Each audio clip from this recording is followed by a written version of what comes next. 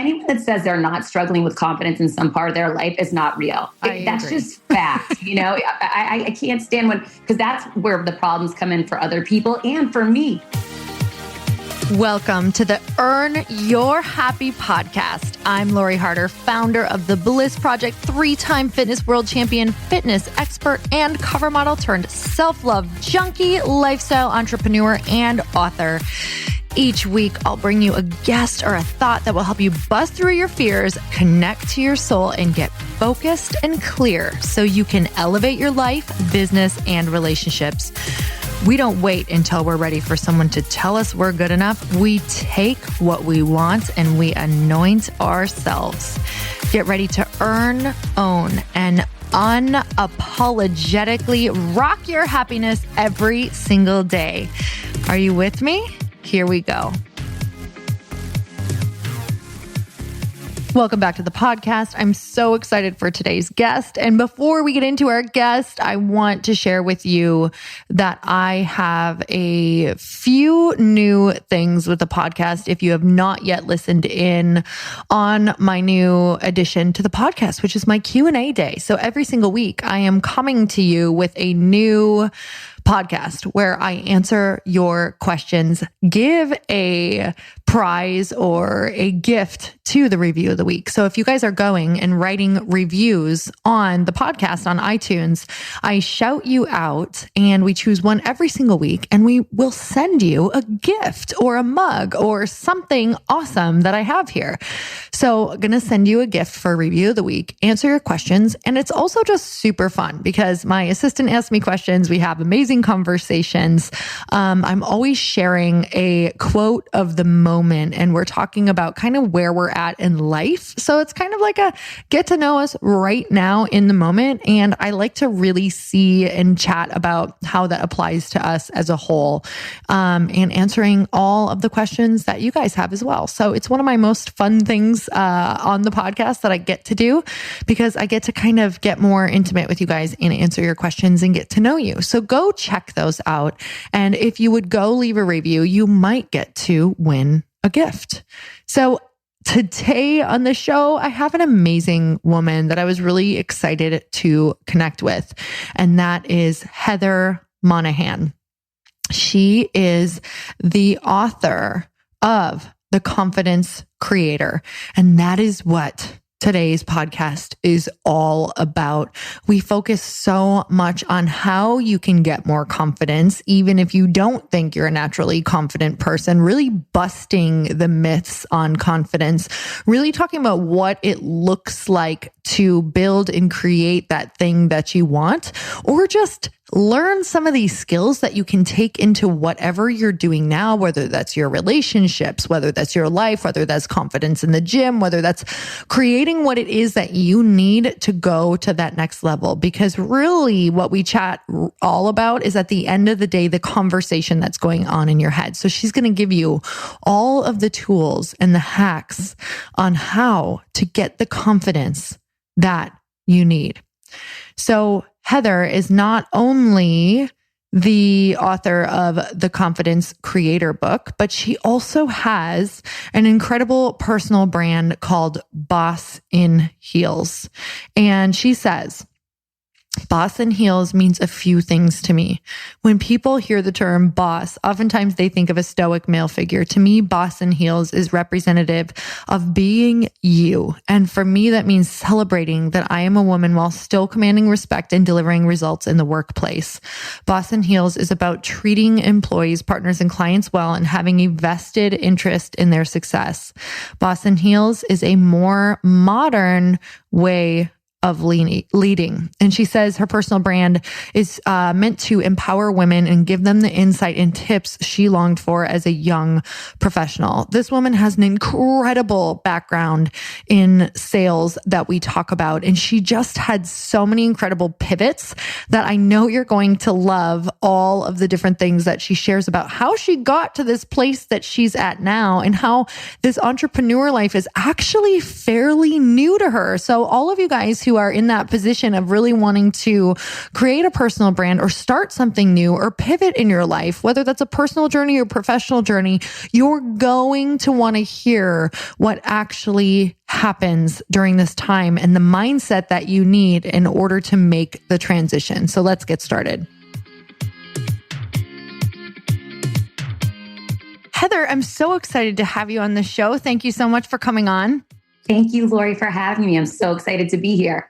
So Heather just let me know that she was traveling, and did you just land in Boston? Like, did you just get off the plane, or what's going on? Oh, of course I did. I never fail to cut things short. So as you know, in typical travel style, the flights were delayed and I literally made it with 5 minutes to spare. So I'm so excited how things come together and work out. Oh my God. That's like the story of my life. Like, people don't know what happens right before, like, you get on a podcast and you're like, let's drop in and talk. And you're like, oh my God, I was just on a plane, a train, an automobile. Like, yeah, right. Really crazy. So, well, I'm so glad that we could make this work.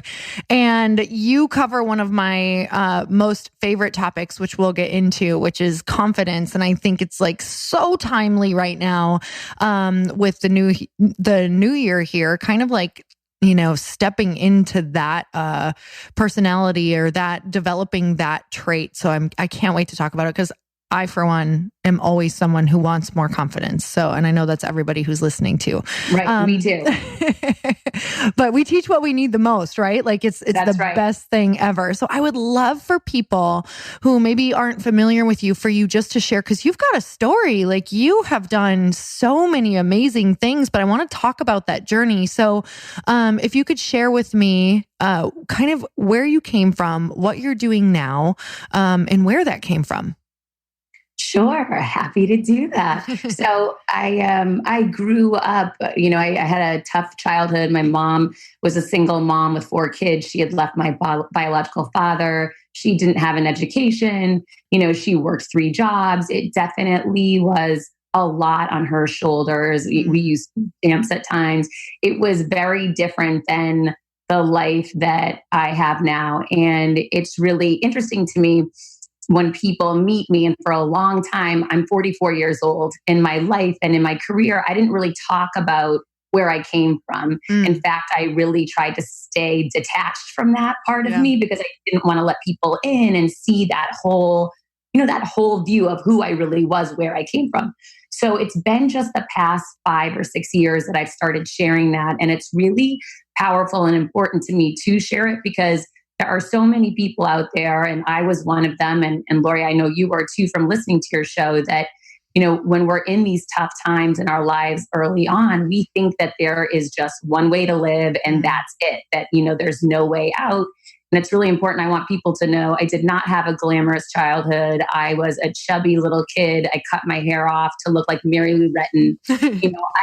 I thought that, I could just watch TV and that would be the extent of, fun times in life. And I'm so glad for all that I've been through and what I've learned. And really, I focused on money essentially my entire career, because I didn't want to be poor. And I chased a paycheck from day one. I was waiting tables, paper route, whatever, worked at a fast food restaurant, whatever you can think of, I did to make money. And then when I got out of school, I got into sales, because that's where I saw people making a lot of money. And, when you're driven and in sales, and my drive was like fire, there was no chance I wasn't going to hit my marks and achieve my goals. I did really, really well financially. And that pushed me right through becoming an equity partner in my early 20s and doing really well financially, into corporate America and advancing throughout my career in management, pitching myself for jobs that didn't exist and getting them, and ultimately breaking the glass ceiling and becoming a chief revenue officer of a large media company. I was responsible for several hundred millions of dollars in revenue and over 1,000 employees.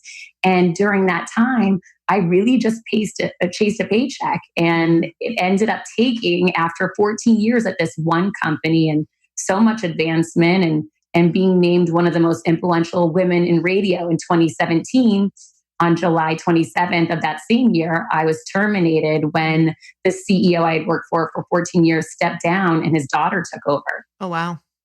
Oh. Yes, that was a plot twist that no one saw coming, including myself. And that was hard. So at that point in time, I decided, you know what, if now or never, what am I going to do? Go back to work for somebody else and go through the same game again? Or do I roll the dice and take the biggest chance of my professional career and start my own company, which entailed, it's called Boss and Heels LLC. And my first step was writing my first book, Confidence Creator. Okay. Well, I just wrote down 3 different things that I'm like, oh, I want to talk about that. And I want to talk about that. So let's do it. I want to first go to the place of, you had a big driver of, and I so relate to that, like pain and like the fear of not having money and not feeling safe, right? It was safety, like one of your main things. Okay. So that is a massive driver, and it makes people you'll run through a wall, you'll exhaust yourself, you'll do insane things. So the first thing though is like, there's that drive and there's the excitement around it and there's the making money, but then there's also this point where the drivers that once motivated us no longer work. So at what, they can tend to no longer work after a certain point. So for you, the first thing, and I want to acknowledge, like, I think it's amazing when we can really call out our drivers and the importance of that. Like, I love that you own, like, I wanted money because that was safety for me. And that's really important. That was the same exact thing for me. So first of all, calling out the driver, but then did you get to a point where that like you needed something else? Like it was not that anymore and you were finding that the fulfillment wasn't there? Yes, for sure. When I made enough money that I started feeling okay, that's when I started looking around for, okay, what's next? Where do I go from here? And that's when a lot of people in my life I saw get into trouble. I was running with a group of people that were in similar situations. They were driven by money. And whenever someone's really driven by money, if you dig down, there's usually another story there. And those people are looking to either escape pain or, forget about something. And that can be scary if you go too far down that road. Thank God for me, I made a turn at that point in time, and I ended up getting married very quickly and giving birth all within 1 year. Wow. And that changed my entire life for the better. It was the most impactful, important thing I've ever done in my life. And my son really redirected me. I don't think he ever knew it, but him coming into the earth made me realize I've got to do more than just chase money, because if that's what I do, that's what he's going to do. And I didn't want him to have that same life. Oh, wow. So the confidence in first that within the pivot, like I get a lot of people who ask me, when I was on book tour, one of the main questions women were asking is, at what point do you know it's like time to share your story when it's kind of like, it's the thing that's going to help, move you forward, or not even move you forward, but move you into your purpose. But there's a lot of fear for people around sharing your story. And how do you first share it? And how do you know you're sharing it for the right reasons? And are you sharing it too soon when you're not healed yet? And I'm worried about what my family's going to think. So how did you get that confidence around your sharing your story? And what would you say to people? First of all, that sounds like, analysis by paralysis, and that happens in business a lot. People sit down, and this is not just about fear. Really, it's a very talked about common thing in business. People will become so consumed by the what ifs. And that's really all about self-doubt, which you just articulated. It's really lack of confidence in yourself. So the key to that is listening to yourself. And we all have an inner voice. And I've had people say to me, well, you have a really strong intuition. Well, yes, I do. I've honed in on it, and you can too. Anyone can activate that inner voice. If you've been pushing it down for a long time and ignoring it, it gets much more quiet and small, but you can re-engage that voice and amplify it. Mine's so amplified now, it's like inspired thought. I can be walking down the road and a concept or an idea pops into my head. I'll stop walking. I'll stop whatever I'm doing to write it down. I know it's something bigger than me coming through to me. Now, mind you, 20 years ago, I had pushed my intuition, my inner voice down so small and made it so tiny. Those days never happened. So for me, it started with journaling. Right? That was a really great way to start to get to hear my own voice, because no one's going to judge me. No one's going to judge you. It's you and that piece of paper and your thoughts for that day. And the more you start writing down how do I feel around this person? How Mm. do I feel when I'm doing and performing this task in this group? You'll start noticing, and within a month's time, there are patterns where, wow, I'm really invigorated or doing better in this situation, or wow, I really am not happy around this or that. And the more you start tuning into that, the more you start listening. And then the next day, maybe you don't have to write it because you start hearing yourself without writing it down. So listen to yourself first and amplify that voice, because all of your answers are right there. I love that. So what would you say is the biggest, because there's a conversation in our head at all times. So from the beginning of the lack of self-confidence and the lack of just belief in yourself, what was that old voice? And then how did you replace the new voice? And what does the new voice to you say, like what is that? What is it saying? So it's a theme song. So I'm running the theme song currently by Kendrick Lamar, I Love Myself. And this is completely real. And I was even just listening to it when I got off the plane today because I was a little nervous. I'm running so late. I don't like being late. And I thought, you know what? I really do love myself. And yeah, sometimes my flight schedules don't go right. And sometimes I could end up late. And that's not who I am. That's a situation that I'm experiencing right now. And I love myself, and the people that I surround myself with love me too. And, it's really about owning that. And, I had this interesting realization. It was actually just yesterday. I spent 20 years in the media business. And in media, a very common expression is frequency sells. And what that means for people that don't understand it is whether you're pitching business and you're in sales, right? The more you pitch somebody, the more they're going to you come around to your way of thinking, the more they're going to hear you, think about you, that follow-up piece in sales. That's all about frequency. The other way to see frequency, and people will talk about the negativity of advertising and media and will say, well, the women are too skinny and you have to look a certain way. And I keep seeing this messaging. Well, that's all strategic. Basically, these companies employ strategies, which I was teaching companies, which was about frequency in advertising, meaning you don't run one ad to somebody and think you're going to sell 1 million units of your product. However, if you're running 7 ads a day to that same audience every day for 30 days, we're going to move some product because people are going to be moved by your messaging. They're going to remember your jingle. There's so many different ways to make sure you're reaching them. Well, I started thinking, why not apply that same strategy, those case studies that I know so much about, to myself, to you, to my son? Let's run that tape that we can curate, we can pick, right? So for me, it's I love myself. And it's running that I love myself tape. And I'm really big into songs. So I like that I have that song attached to it. And some people aren't as attached to music as I am. Music really connects with me. So I like to run that song in my mind 7 times a day and say it to myself. And I've been working with my son doing the same thing. And you can see in such a short period of time, it's amazing how you are now the media platform. You're curating the ads that you're sending yourself and you're getting the results that you want. And thank you for that. And I love that you shared that you're still nervous. Like this is something that's constantly in your life. Like what's something right now that you're working on around confidence, and how are you doing it? Oh my gosh. Anyone that says they're not struggling with confidence in some part of their life is not real. That's just fact. I can't stand because that's where the problems come in for other people and for me. P.S. I had years ago, I was at a cocktail party, not to digress for just a minute, but I want to share the story.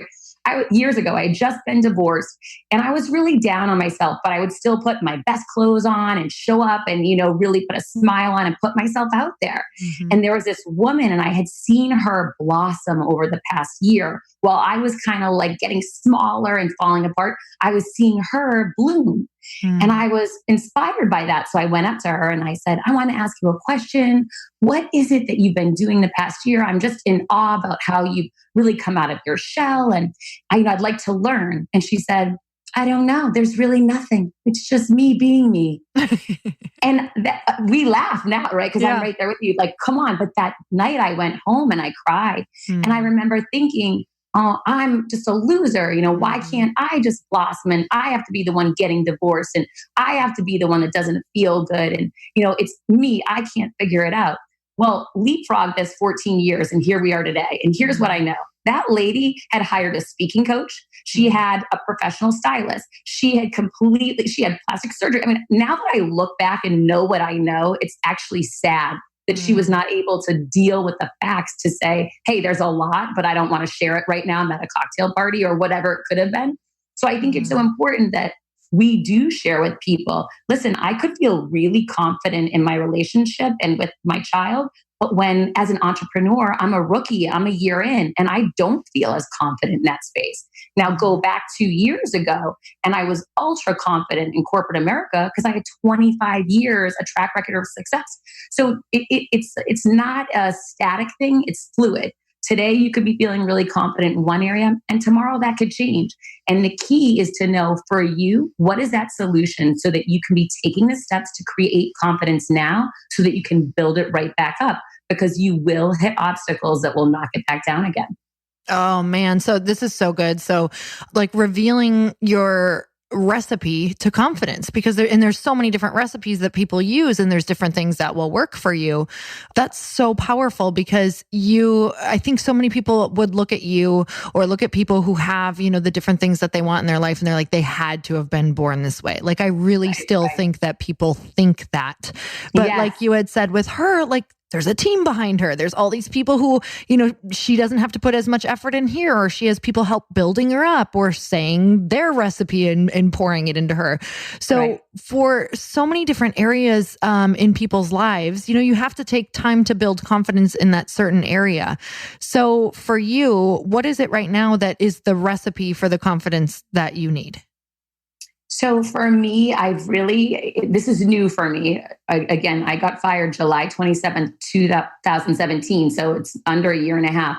So moving into entrepreneurial space has been the wildest ride I've ever taken. I have been a very structured person in a structured environment. And now it's just me and my creativity and what I want to do, my drive. But what's interesting is the more I've stepped into my passion and purpose. Remember, I've never been in passion and purpose work. I've always been working for the man, quote unquote, the stock market. And so now that I'm in this space, opportunities just keep showing up, and it's unbelievable and moving every day. I find myself crying, moved to tears. I get amazing notes from people I don't know. It is overwhelming at times. So for me now, the confidence piece is really around something new to me, which is manifesting. I had never done that. People that I would hear even say the word manifesting when I was in corporate America, I probably thought they were a hippie. I probably don't even, would laugh if I had heard that. But now that I've seen, it's like these little crumbs that are leading you somewhere. I've had all these little amazing things happen down this past year and a half that now I've come to the conclusion I actually can manifest, and I've seen it happen right before my eyes. And now it's about teaching that to my son and teaching that to everybody else. In my first book, Confidence Creator, I don't write anything about manifesting because I wasn't applying that to my life. I hadn't even experienced it yet, Lori. So it's really been this amazing journey that now I'm putting manifesting to work for me. And that was not a tool that I had a year ago. All right, girl. So let's get your manifesting recipe, because everybody's drooling right now because they're like, yeah, I'm manifesting, or I know how to do it, but I think it's so important to reveal that. So like exactly what that looks like. What's the feeling? What's the conversation? Because it's so easy to be like, yay, I feel so great, I'm manifesting. And then like your reality check side of your brain comes in and wants to just like wipe that out. So what's that ongoing conversation for you? Well, the most common disconnect, in my opinion, that I see is some people want to manifest. And to me, that means, writing out a statement, an ownership statement. So let's say for me, that's I am so grateful. I have sold millions of copies of Confidence Creator. Money flows easily to me. I make my living off of inspiring others and elevating people. I'm making this up off the top of my head, but it is something near that, right? Yes. So like you have this ownership statement that you have that I've written down on my dining room table. I see it every day. I read it every day. And that's amazing. And you feel, what does it really feel like when I have these things? And I know, because I've achieved success in other areas of my life. So I know those feelings, and I apply those feelings. I can get myself into that state. Okay, that's one thing, right? To me, that's not manifesting. That's beginning the process along the way. Because manifesting also can't just be this, I'm going to lay around in my bed and read this statement all day. That is not manifesting. Mm-hmm. You know, you have to have other components that you're putting to work and really taking action towards your vision, that what you're manifesting is critical. And the other thing is not disabling it during the day. So sometimes I'll be around people and they're manifesting, let's say hypothetically in the morning, then out during the day, you're working with them and they'll say stuff like, I mean, do you really think that this is serious what I'm doing? Or is this, am I fooling myself? Okay, so every time we start cutting away at what we're manifesting, we're taking negative shots at what we're trying to create. So it's really trying to stop ourselves in that moment and say, wow, I'm noticing right now that I'm trying to pull back at what I was trying to manifest this morning. So I'm going to stop doing that and I'm going to reframe that and say, wow, I still feel nervous, even though I am creating, going back to these ownership statements and then focusing on what's that next action step I'm taking that's bringing me closer to creating that manifestation and making it real. Oh, that's so good for me right now because it's crazy how you can be super successful in one area and then move it. That's entrepreneurship, right? Like then decide to pivot because that's what you do. Like following the next curiosity, or reinventing yourself, which I think is also so important. And then the not knowing or the not, just a completely new area. It's so easy right now to go and second guess myself and be like, what are you thinking? And then to remember. But here's the thing. This is the one thing I want you to remember around that. And again, we all do it. But if you don't believe wholeheartedly in your vision, why would anybody else? For me, in that state of manifesting, all of those components are super important. But like you said, it's the catching myself in the moment and believing so firmly in the vision. So how do you build the belief? Like what is the daily? Is that in the visualization or what is that? Well, so it's so interesting that when you just explained that situation, your situation to me, what popped into my mind. So for me, it was Labor Day weekend and my book had been out for a few months and I'm new at being an author. I'm a rookie at being an entrepreneur. I'm self-published. I don't know what I'm doing, right? I'm reinventing the wheel. And I was sitting at a hotel with a bunch of my friends and my friend's husband sat down with me, said, I want to talk to you. And he's older than I am, which is key because he has more experience than me. He's achieved more success. And I love, love, love being around people who are way ahead of where I am. And he sat down and he said, I got to tell you something. You are just thinking way too small. And I said, why would you say that to me? I'm like the biggest thinker I know. I'm so driven. What are you talking about? He said, forget it. You're not as big as me. And he said, you need to be looking beyond the US. You need to stop looking at Barnes & Noble and you need to start looking at Sam's Club. We need to look at pallets of books. He said, I'm sick of you going on NBC. Get on Fox News. He just started everything that I had done or was working on. He was taking it to that next level, way beyond what I hadn't thought about going to Sam's Club and walking in and pitching my books. And you know what he said to me? Let's do this. Let's bring in 10 of the books. Let's put them down in a stack. Let's film how people respond to it. And then let's bring that film to the manager. Lori, when he started envisioning how he would handle my business, and he was right. I was thinking too small. And after I met with him for an hour and a half, I took a ton of notes. I acted on it because I'm really big into to me, that didn't happen by chance. That happened for a reason. He was there to advance me and I wasn't going to let him down because I wanted to re-engage with him again and go back and ask for his help again later. But when people give you those mentorship opportunities, which really that's what that moment was, now he's looking to me, hey, what did she do with the gift that I gave her? And I ran with it. And yeah, a lot of them failed, but some of them didn't. And now I have books being sold in Costa Rica and I have books being sold in Australia. And, some crazy things came out of it because he opened my eyes to there was more and I could go for bigger. So surrounding yourself with those people is critical in your success if you're manifesting or not manifesting. That is so powerful because I've found those moments in my life that while in the beginning, like, if you're not yet used to the idea that any feedback is so valuable no matter what, because you're learning how to respond to feedback, but being so open to, you thinking you're a big thinker and being like, but I thought I was doing good at this. Like one person could take that and be upset and feel offended. And then the next person who actually creates something amazing can be asking for feedback like that, be putting themselves in situations like you were, and then having something life-changing. Like I look back and the biggest things have been when somebody's popped my bubble of of what I think I'm living in. Like when you get outside of your own bubble and your own paradigm and someone completely turns it on its head and you're like, wait, what?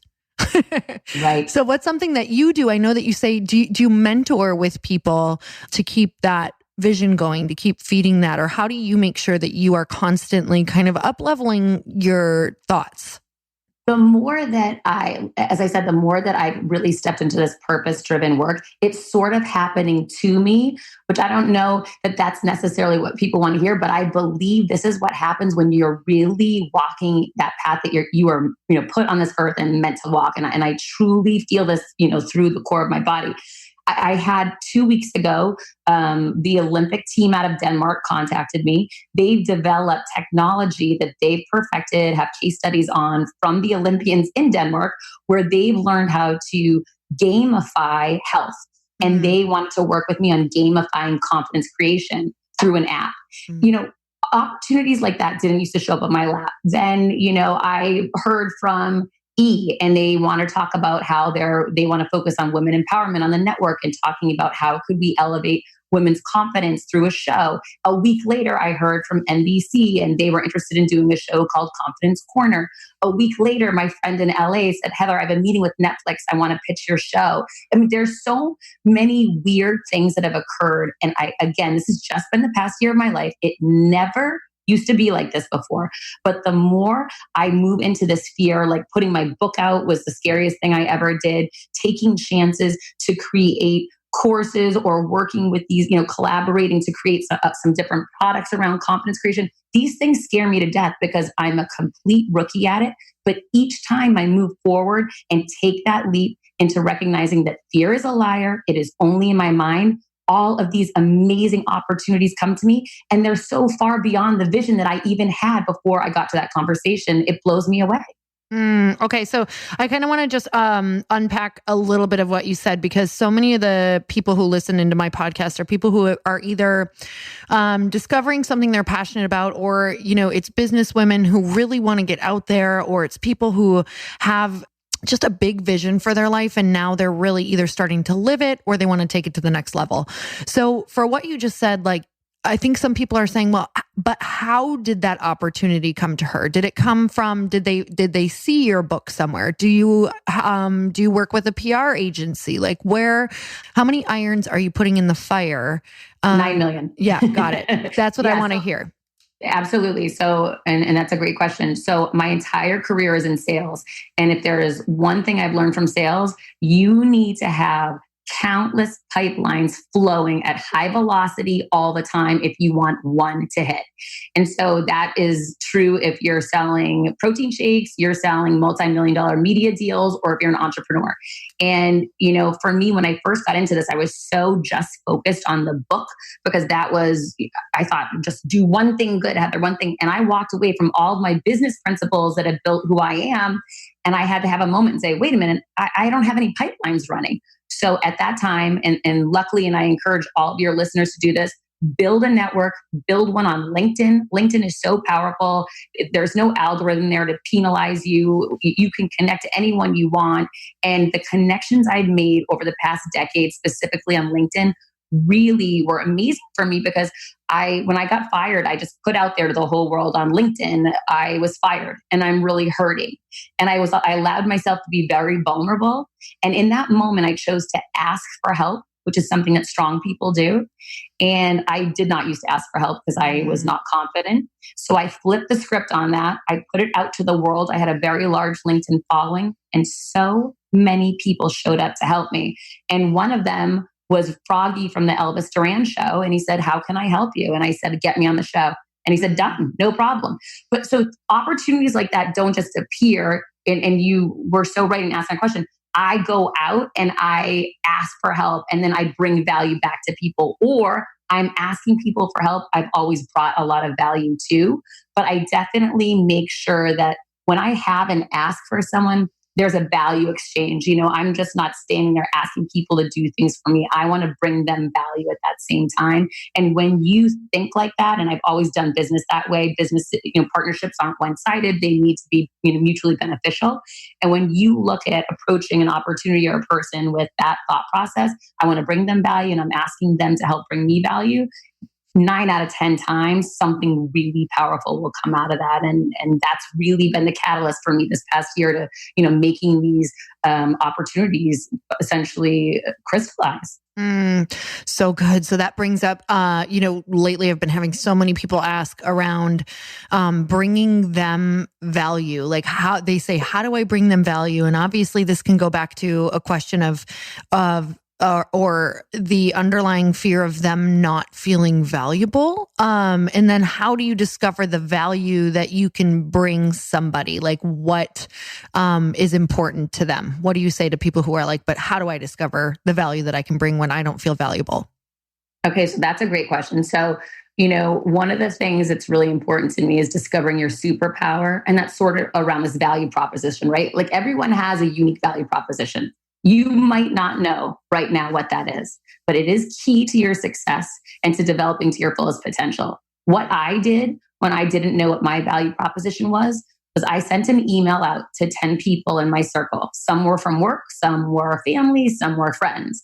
And it essentially said something like this: I'm interested to know what it is about me that you think is unique or different or brings value. I'm trying to really get to the root of what my unique value proposition is. And this is an amazing confidence building exercise for anyone to employ because the messages that you get back are amazing. And it really helps you to see yourself through the light of others. Another example I can give you is this. I had sent out, back when I was in corporate America, I sent out a message to the pipeline of people on my team. And I had said something like, listen, I'm struggling with this, and this. Anyone has a different perspective on it, I'd love to hear. As you all know, you each have your own superpower, and I have a feeling someone will see this through a different light. Well, this one young girl who was on an editing team in a different state called me, and she was so upset. And she said, Heather, I can't help because I don't have a superpower. And I was shocked. This girl could take on any given day hundreds of pieces of terrible writing that anyone in the company could send her and make it this beautiful, fluid, wonderful thing that we'd all be proud to go to market with. And I said that to her. I said, do you not see what we all see in you? I cannot do that. That is not a gift that's even, it's not even in my vicinity, much less within me. That's not even a capability I could even consider. But she thought everyone could do that. And I'll tell you, until I went and someone made me take a stand-up comedy class to get me out of my comfort zone, I thought everybody could kind of just stand up and talk. And taking that weird, strange class, which is very bizarre, taught me that it was my superpower is I can just stand up and talk anywhere, and not everyone can do that. So it's really about, and there's people in accounting out there that can do things with spreadsheets that blow my mind. So everyone has to figure out what is that unique special talent that you have and really start spending some time there, because the more time you spend within your superpower, the stronger and more confident you become. So what would you say is one of the biggest, just when you talk about confidence, what are some of the main, hacks or tips? Like when you are being called to talk about confidence in different rooms, what's the main common denominator that most everybody you feel needs to know, or the questions that they're not asking that they should be about confidence? So the number one thing, and you already brought it up, is it's the tape and the dialogue that you are running with yourself. You spend more time with your thoughts, your words than anybody else in a day. And you have total control over that. So changing that tape, flipping that script, and curating what media you're allowing for in your mind is everything. That's the single easiest, most powerful thing you can do and see change literally within a couple of days. So that's the number one thing I would lean on. You want to take it, it's kind of like a ladder. So envision a ladder.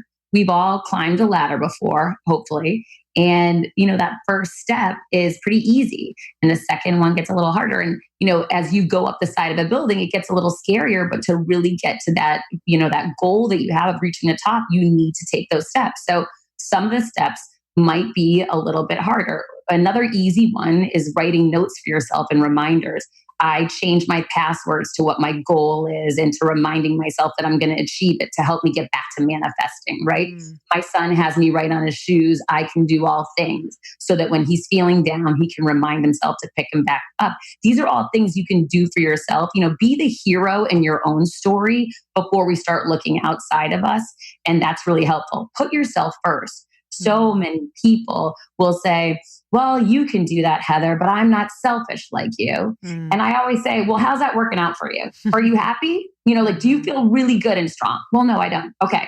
Well, then I'm going to ask you to try this. The next time, you want to go to the gym and your friends say, no, but we have this lunch planned and it's so rude that you're doing that. You say to them, thank you so much for understanding. This is a commitment I made to myself. I'll catch you next time. And it's just, you've got to write down what you're going to say and practice and make yourself do it. But when we get to some more powerful steps, in my opinion, that become more challenging for people, it's really firing those villains in your life. And Lori, I know you talk a lot about boundaries, and boundaries is so critical when you can't fire that villain, whether they're a family member, a coworker. You need to create those boundaries to protect yourself. But when you can fire that villain, pull the trigger and get that evil person out of your life and watch yourself take off. It's that period of, okay, here's the boundary, but I truly think so many people don't know how to set one or what that conversation first looks like. And also the expectation around it is like, okay, if I set a boundary, it's gonna, this person said it should be great. And the thing about a boundary is like, you set a boundary and then it sucks for a while. Like for a long time. Right. So tell me about, if you've had to set a boundary this last year, what does it look like after you set a boundary and you disappoint people and they're angry or they say horrible things to you? Like, how do you move through that?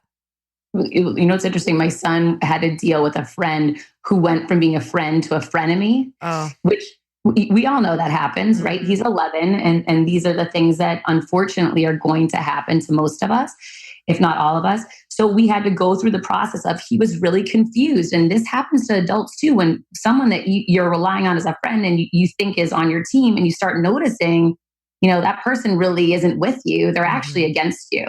And I call that a sneaky villain, because they're pretending they're someone else. They're not really being authentic. So when number one, trust your feelings and trust your gut. And I tell my child this all the time. Listen to you. If you're feeling like that person isn't on your team anymore, then you know what? You're right. Now, the best thing we can always do is ask a good question at that point in time in private. And that question is, hey, I'm getting a weird feeling right now when I'm around you. Something's off. Is something wrong with our relationship, our friendship? What's going on? And just open that door. That isn't a hard discussion, but at least it lets the other person know you're onto something. And I think that's really important.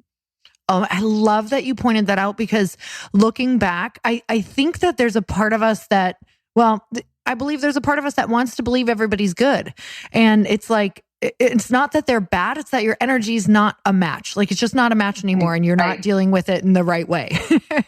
So Absolutely. It's just that hard point of, just like you said, that was really powerful to make a really clear statement. Like, if you have a feeling that they're not on your team, you're right. That you're right. You can stop questioning it and you can start taking action. Because I look back, and when I've gotten those feelings, it doesn't make the woman or person bad. It just made it that it's not meant for my life anymore. And that's oh my gosh, you just described so many of my relationships in my younger years. And I know that's the same for so many women. You sit there and question, but I really want it to work. But my gut is telling me something's wrong. Well, that person just isn't that right person for you. And sometimes it's just opening up that conversation to let everybody out of that situation. Oh my God. I even just recently, like the past few years, I've had a couple people who they just kind of stay in my world because they're naturally in my world. And it's like, I've wanted them to stay only because I'm like, people love them. What am I missing? Like, what's missing for me? And I'm like, there's nothing missing. You're just not meant to be on each other's paths. Like, that's so powerful. And that goes back to the original thing of building confidence in that inner voice. Like, if I don't start listening to that and actually taking action on when I know someone's not right for me, then I'm not confident in trusting my intuition around people. And you're going to quiet that voice.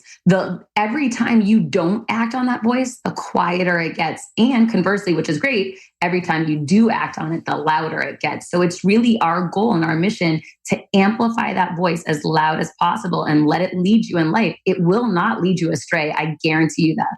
Okay, so this is a powerful conversation if we move it into also talking about looking at who you want to work with and who you want to spend time with, because there's so often, and I'm telling you, when you're in the business world and entrepreneur world, it's really easy to get distracted by wanting to work with people because they're in a desired place or they're successful in a certain area.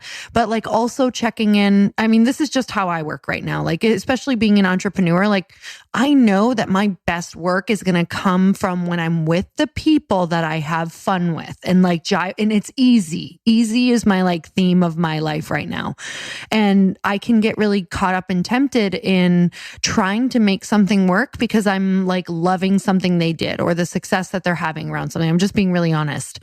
But that doesn't make my life easy, and it's not really the way that I should go. So how do you, for you, like, what is your kind of theory around that as an entrepreneur and, telling people who are just starting out in business when they look at someone who they think could give them something, but ultimately it's like, you probably shouldn't be working with that person? For me, it's really looking at what are my weaknesses, right? Because I don't want people that are just like me around me. I want people that can fill in the gaps. I want people on my team that are bringing something different and unique, something that I don't have to offer. So that's typically what I look for. I also, it's non-negotiable. I want people that are honest, that can communicate and take feedback. I'm very direct and I move very fast. So it's knowing yourself. You need to really know, who am I? Where is it that I'm lacking? What are my needs? And who are the kind of people that I can work with? Because I've experienced working with a lot of different people, I know exceptionally sensitive people are not going to, really succeed working very close with me because I move so fast, I am so direct, and they will inevitably get their feelings hurt. So for me, it's not fair to pull people in like that onto my team. Otherwise, I'm going to spend a lot of time coddling them, and then I'm going to get frustrated with them. So that doesn't work. So start looking around. Who are the bosses that you really enjoyed working with? Who are the peers that you've worked with? What were the traits that they had that you really thrived off of?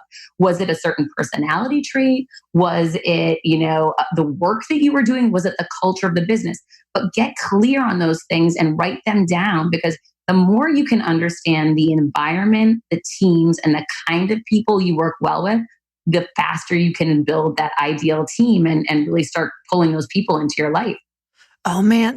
Okay. So the sentence that you had said about, I know how I work. I work fast, and sensitive people don't work well around me. Like that awareness on its own is so incredibly awesome, because what can happen, I think I literally just had a friend say to me, the pace that I work with, like I found myself, I was apologizing all of the time, but she just realized that she had the wrong people around her because she's meant to work fast. Like her message is meant to come out fast. It's meant to, go to the amount of people that it's supposed to go, like this large amount of people that her message goes to. And she found that she had been apologizing to like a past team that she was working with. And just this realization of, wow, it's not me. It's really the awareness of who I'm surrounding myself with. So if you feel wrong all the time, but you're just acting as yourself, it's just so powerful. It's so simple, but it's so powerful. Well, and for your friend, I would challenge her for 1 week to not say, I'm sorry. I challenge women to do this all the time and instead say, thank you for your patience. Thank you for your understanding.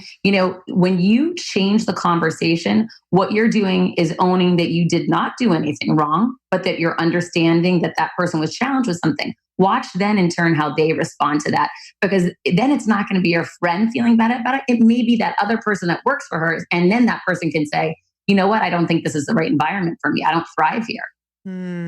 So what was one of your biggest failures from this last year, but what did you take out of it?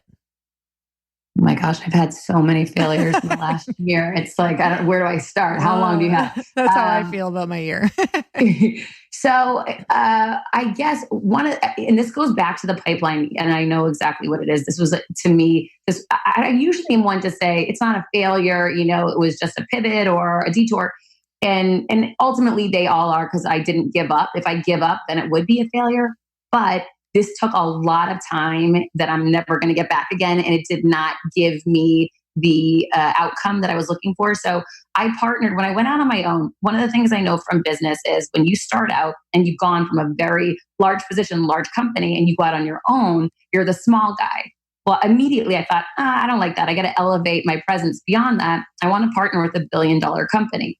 So I sought out Perry Ellis International because they're based in Miami, where I am. And one thing I know about sales, if I can get to an ultimate decision maker and show them how I can bring them value and something unique and innovative, 9 out of 10 times they're going to say yes. So I pursued him for months, because of course he didn't take the first phone call. So this was a 3-month call to close. There's many calls that occurred, but I was relentless in my pursuit. I got to him. I pitched him. He said yes.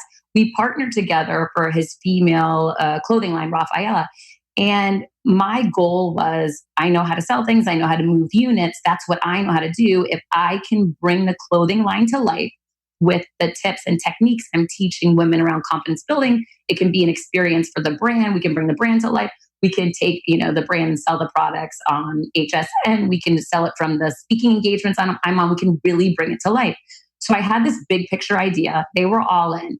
Well, a couple of things I learned. One, when dealing with a billion-dollar brand, they move very slow, and I move very fast. So that was a mismatch right there. And I was used to being in a big company, but I was one of the top people in the company. Now I'm on the outside working as a conduit into a big company, which it doesn't allow you to move quickly. So that was a disconnect.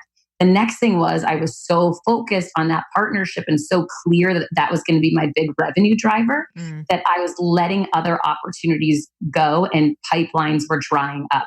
And so in the end, when we ended up deciding to part ways, I was really disappointed because we weren't able to get all of those ideas to life. We weren't able to move fast enough. HSN wanted us to bring a different, unique product back to them because the product we brought them was already on air. So we kept running into these roadblocks that I couldn't fix. And I was really discouraged. And I let that go on too long, almost for 1 year. And it took a lot of time, a lot of effort. And what I learned was, again, I got away from having multiple pipelines firing at full velocity and instead allowing one pipeline to consume me. And it ended up being one that did not succeed. So yeah, that's probably the biggest fail that I've had, and as well, especially about putting so much time and heart into something. Can you see now that why was that vital though to spend all of that time there for you? Can you see the other side of that yet or no?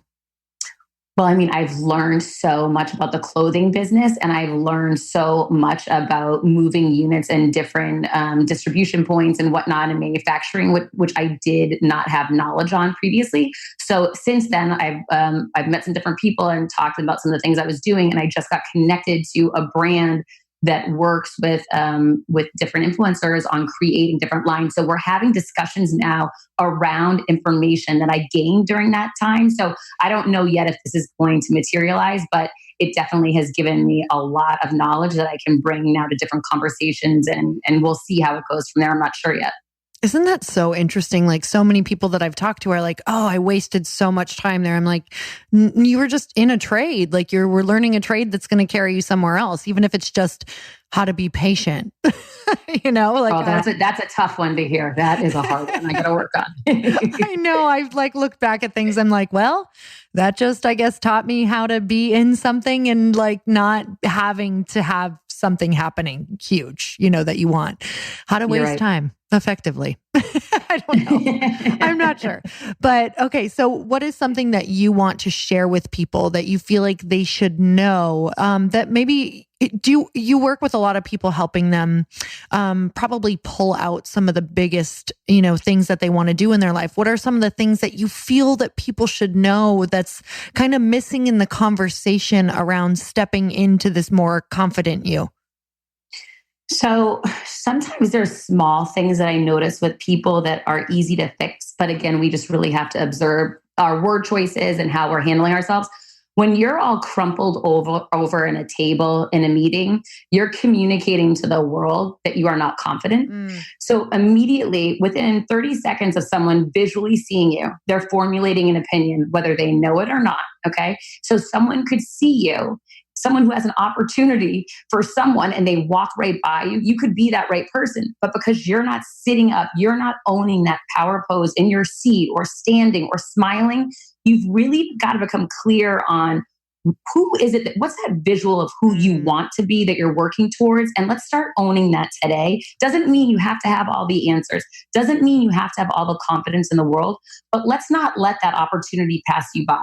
Let's instead put yourself in the position to meet that next person, expand your network, but it's not going to happen if you're not sitting up, eyes wide open, looking your best, smiling, and ready to meet the world and take it on. So that's something really small that people can do that I think makes a big difference. I love that you talked about that because I think that that's it's so powerful, not only in how you're showing up, but something that I have taken on, it's been the past few years, but I'm really trying to take it on even more this year. Like I used to try to dress like cute, but to not intimidate people, whatever that means, whether it's, something bold or new or something, that I feel is maybe a little more sexy if appropriate in the time.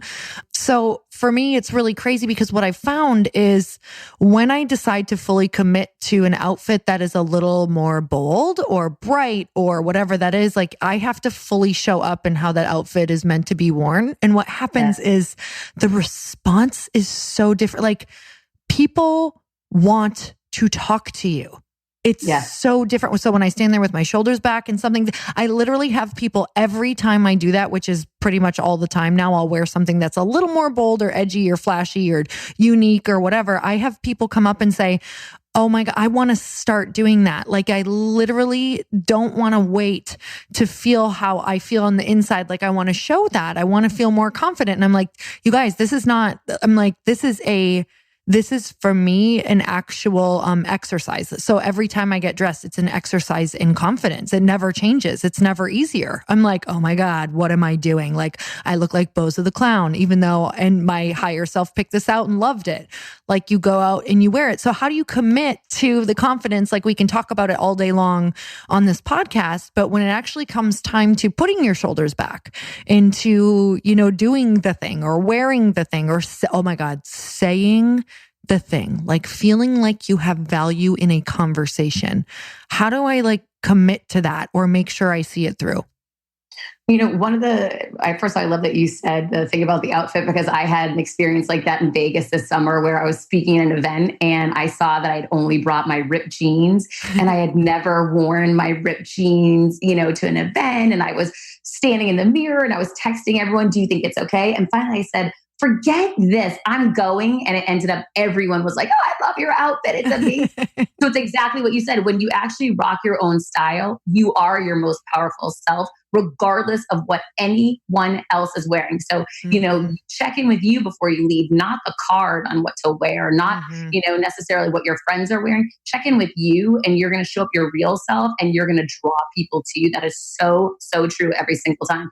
But, to get yourself to raise your hand in that meeting, one of the things that I did, I start small. Everything I do is with baby steps. People will see you, at some big event and they think, oh, she's so lucky. No, you should have seen me 20 years ago. The first time I raised my hand in a sales meeting, I almost wet my pants. I was petrified. I was sweating, I was scared. But I got so sick of it. And you have to get to this place on your own, or you have to challenge yourself, or you can count yourself down like Mel Robbins does with her 5-second rule. There's a lot of different strategies. But for me, I got so sick of hearing bad ideas from all the guys on my team when I was a young salesperson that I thought, okay, I feel like I want to say something. It's like trying to get out of my throat and I'm holding it back in. I'm suffocating myself not to do it because I'm scared. What do I think is going to happen? I always look at worst case scenario and I run it through my mind. Will they throw tomatoes at me? Probably not. They're probably not going to throw tomatoes at me. Is someone going to hit me? No. So what is the worst that's going to happen? Someone's going to say, bad idea, Heather. Okay, maybe that's but will I live? And that's my threshold. I always ask myself, will I live? If I can, that knowing this, I'm either building confidence in every minute or I'm chipping away at it. And I'm going to choose me today and I'm going to build my confidence. I'm going to raise my hand. I'm going to share my idea. And then I don't have to leave mad that everyone had bad ideas. Worst case, I contributed a bad idea, but I built confidence by raising it. And guess what? No one threw a tomato. It wasn't a bad idea. And everything continued on. And that was my first baby step. And the next day, it was so much easier to do again. And that's when you take that next level on that ladder and say, what's the next thing I want to do? Well, now I want to ask, can I run a meeting one time? And then, this is the evolution and the progress that you have to start charting for yourself. That's it. Okay. So you voiced it, like you voiced my exact pattern. I go to worst case scenario and it's always pretty much, will I live and can I still like who I am after this? And that's it. Right. That's what I run everything through. And that you added, I choose me, because I got to the place where I was so sick of betraying myself. Like I just was so sick of not living as me that I was like, hey, living as me and accepting all consequences is better than trying to make someone happy by not talking. Yes. Like you're just taking up space anyway at that point. Like you're a waste of space at that point. Like actually speak. And then you're using like the gifts that we were given. So you're not actually contributing anything when you're quiet.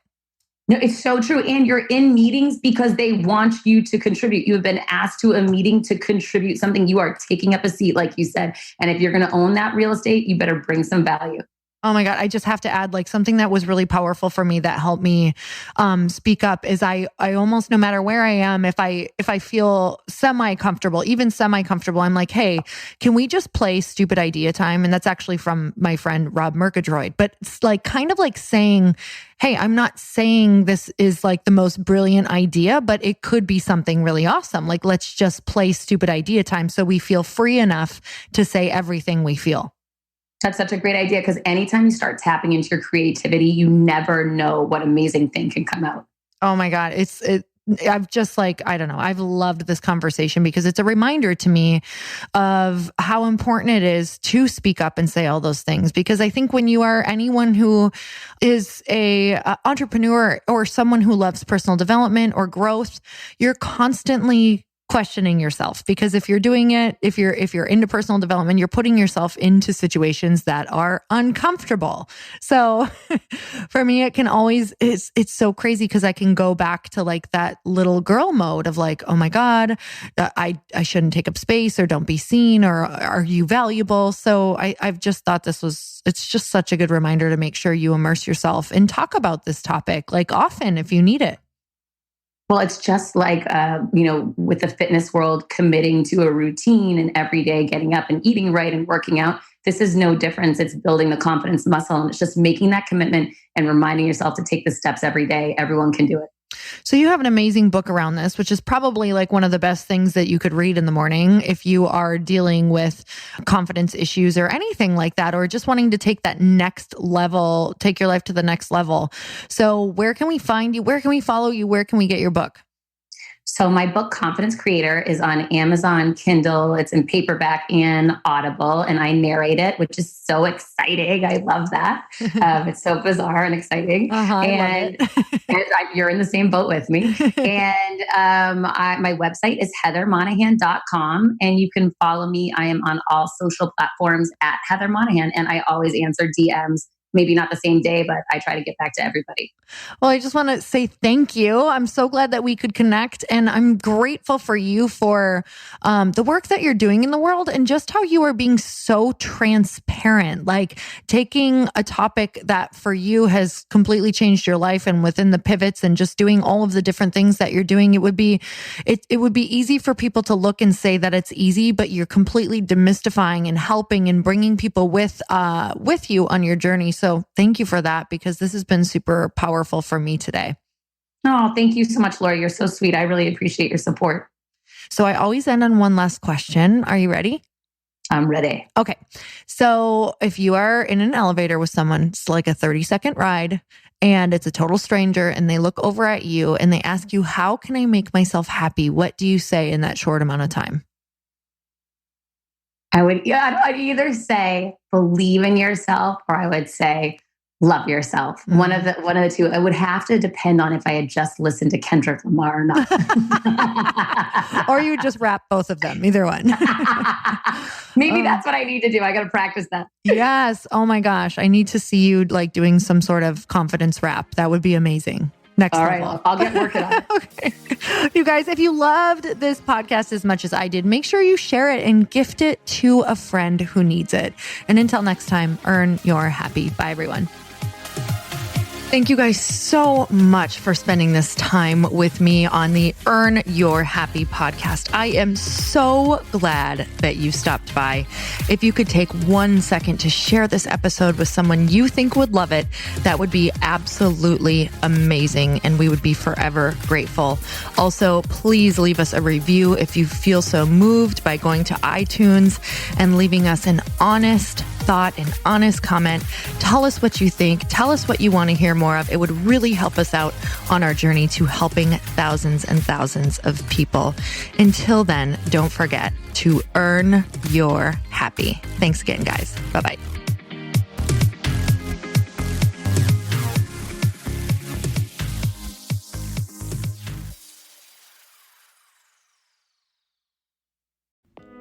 Hey all, I'm so excited to share with you, Earn Your Happy is now part of Growth Day Podcast Network. A bunch of us are coming together to bring more growth to the world and support shows and brands that we truly believe in. And one of my friends is also on the network, and I'd love for you to go subscribe to his show. You guys, Trent Shelton has the most incredible podcast. It's called Straight Up with Trent Shelton, and it's going to remind you that you are built for this. I have heard Trent speak in person multiple times. I've listened to his podcast a ton. He's coming on the show, and I literally cannot wait because this man just spits straight fire. It is like truth that goes to your core and makes you take action right away. If you want one of those podcasts that when you're just out on a walk, you can't help but want to start running and run through a wall in your life, this is the show to go listen to. So you guys, make sure that you go subscribe to the show, Straight Up with Trent Shelton. You're going to love it.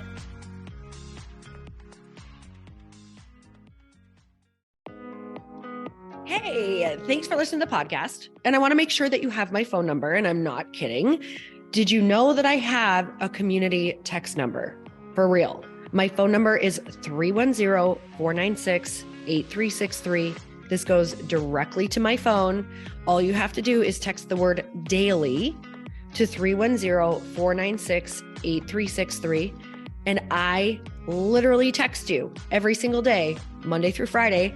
I actually just got done 30 seconds ago texting a bunch of people back, and I talk to you all of the time. You guys, people always ask me how I got my community text number and how it works. Well, all you have to do is you can just go to community.com and get your own. Community makes it easy to get a phone number that you can use to build your audience using text. People just text you at your number and they're added to your group. Then you can text them out audios, video links, anything you want. You guys, I text out happy birthday videos. I love to send podcast links, thoughts about life, book recommendations, different events that I'm doing in the local area. Texting gets me out of the noise of social media and directly into your hand. And now you can start texting your people too. Just go to community.com to get your phone number. They give you a 10-digit real phone number, not those weird short codes that look like spam, but it's more than a phone number. Your new number comes with an inbox for SMS and texting. This means you can actually manage your text list from your computer and an app on your phone. You can schedule text to send at certain times and to certain groups. You can even set up auto replies or let your assistant or customer service team answer your text messages via Community's awesome dashboard. Just go to community.com and ask for a free demo. They'll show you how it works and get you your number. It's time to start texting your audience versus just posting on social media. Everyone uses Community for that. So go check them out at community.com. I can tell you it's not just great for communicating with my audience, but Chris and I use Community and our texts to also sell out our launches. I'm telling you, you get such an incredible response because you really are creating a true, deep sense of community, and it's so intimate. It's freaking amazing. Go check it out at community.com.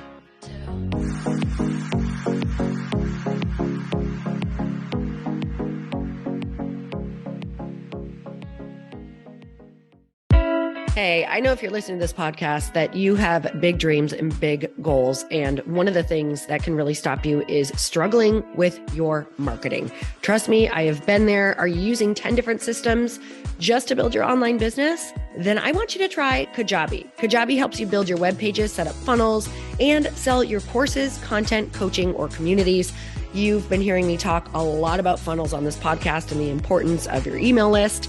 You can get a free trial at kajabi.com. That's Kajabi.com. I've talked about Kajabi before, but here's something that's super cool and new. They just rolled out an AI assistant for creating your online course curriculum. And this means you just type in a topic that you want to create on a course or webinar and bam, it just generates a sample outline for you. It takes a ton of the hard work away. Of course, you're going to customize it to be your own, but this really helps you get over the struggle of how in the world to start, which is where most people stop. If you're like me, starting is always the hardest part, and that's what makes Kajabi so popular. They've made it easier for creators to build web pages, build courses, build coaching programs, build membership sites, build checkout pages, and build email funnels. So if you're struggling with any of those, you got to go check it out. Go to Kajabi.com. Kajabi was really the first all-in-one system and is trusted by over 100,000 creators. I think that's good enough for me. Also has influencers and marketers who use this. And now their smart AI platform makes it easy to take what you know and turn it into an online course and business. Go start building with a free trial at Kajabi.com. That's Kajabi.com.